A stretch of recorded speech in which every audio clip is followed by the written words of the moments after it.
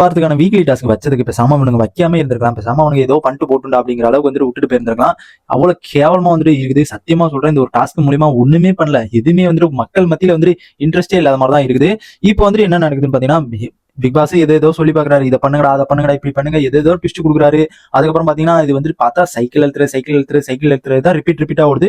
வேற அந்த செட்டப் கிட்டப்பெல்லாம் எல்லாமே நல்லா இருக்கு. ஆனா அந்த சைக்கிள் ஓடுறது மட்டும் தான் வந்துட்டு எல்லாமே வந்து அதிகமா காணப்படுது. வேற எதுவுமே அந்த ஒரு டாஸ்க்ல இல்ல.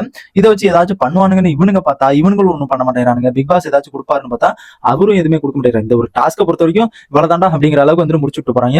இவங்க மேபி வந்துட்டு இந்த ஒரு டாஸ்க் வந்து இவ்வளவு ஒரு இம்ப்ரூவ்மெண்ட் பண்ணிருக்கோம், இவ்வளவு வந்து செட் ரெடி பண்ணி வச்சிருக்கோம், அதனால இந்த ஒரு 3 நாளாச்சும் நாங்க நடத்திக்கிறோம் அப்படிங்கிற மாதிரி வந்து நடத்திட்டு இருக்காங்க. இப்போ வந்து என்ன நடக்குதுன்னு பாத்தீங்கன்னா வந்து ரயனுக்கு வந்து பெஸ்ட் எம்ப்ளாய் அப்படிங்கிற மாதிரி வந்து கொடுத்துருக்காரு.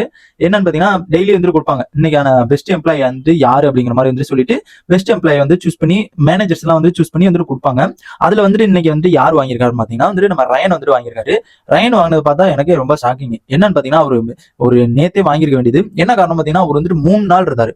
3 நாளுமே வந்துட்டு இருந்ததுக்கு ஒத்தா வந்துட்டு விளையாண்டு சூப்பரா வந்துட்டு பண்ணிட்டு இருந்தாரு. சொல்ற வேலையா இருக்கட்டும், சொல்ற பேசுறதா இருக்கட்டும், பேசுறதெல்லாம் கரெக்டான பாயிண்டா வந்து பேசிட்டு இருந்தாரு. அந்த கோவா கேங்ல இருக்கும்போது வந்து பேசிட்டு இருப்பார்ல, அந்த மாதிரிலாம் வந்து ரயன் வந்து பேசல. இப்போ வந்து தெளிவா எது கரெக்டான பாயிண்ட், எது சரியானது, எப்படி பேசணும், எப்படி சொல்லணும், எதை பண்ணணும் அப்படிங்கிறது அவருக்கு கரெக்டா தெரிஞ்சிருந்துச்சு. அதனால மேபி வந்து சூப்பராகவே பேசியிருந்தாரு.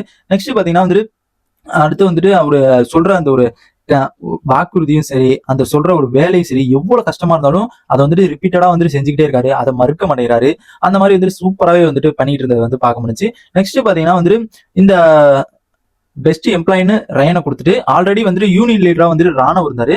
ராணுவ இப்ப தூக்கிட்டு ரயனை வந்துட்டு யூனியன் லீடரா போட்டாங்க. இது வந்துட்டு ரொம்ப சூப்பராகவே இருந்துச்சு. மேபி வந்துட்டு கொடுக்கலாம், ஒன்றும் தப்பு இல்லை. ரயன் வந்துட்டு இருக்கிறதுலே வந்துட்டு பயங்கரமா வந்துட்டு அங்க இருக்கிறதுலே வந்துட்டு பெஸ்ட்னு பாத்தீங்கன்னா வந்துட்டு ரயன் வந்துட்டு எல்லாமே பேசுறதுல எல்லாத்துக்குமே வந்து ரெஸ்பெக்ட் கொடுத்து சூப்பராகவே பேசிட்டு எல்லாமே சொல்ற வேலையெல்லாம் வந்துட்டு எதிர்த்து நிக்காம வந்துட்டு எல்லாமே சூப்பரா பண்ணதை வந்து பார்க்க முடிச்சு.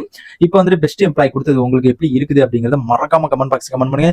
இந்த மாதிரி பிக் பாஸோட எல்லா அப்டேட்ஸ் தெரிஞ்சுக்க நம்ம சேனல் சப்ஸ்கிரைப் பண்ணி சப்போர்ட் பண்ணிட்டு